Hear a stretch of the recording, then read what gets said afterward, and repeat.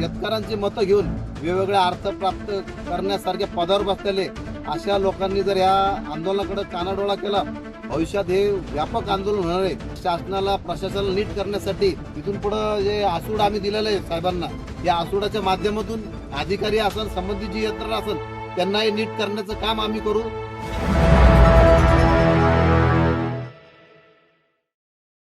मी अरविंद देशमुख, मराठा महासंघ जिल्हाध्यक्ष.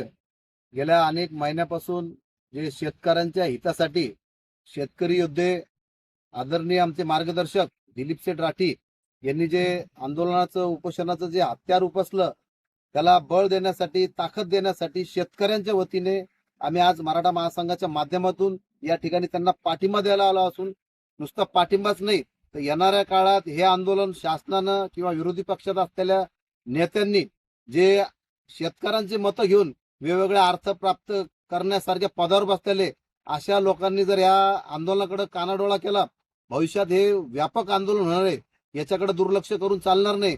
म्हणून या शासनाला, प्रशासनाला नीट करण्यासाठी आजपर्यंत शांततेच्या मार्गाने जे आंदोलन सुरू आहे, लोकशाही मार्गाने, पण इथून पुढे येणारा काळ शासनाने जर आमचे प्रश्न, शेतकऱ्यांच्या हितासाठी जे प्रश्न दिलीप शेठ राठी असन, गणेश महाराज कोल्हे व सर्व शेतकरी जे उपोषणाला बसलेले त्यांचे प्रश्न मार्गी नाही लावले, इथून पुढे जे आसूड आम्ही दिलेलं आहे साहेबांना, या आसूडाच्या माध्यमातून अधिकारी असेल, संबंधित जी यंत्रणा असेल, त्यांना हे नीट करण्याचं काम आम्ही करू.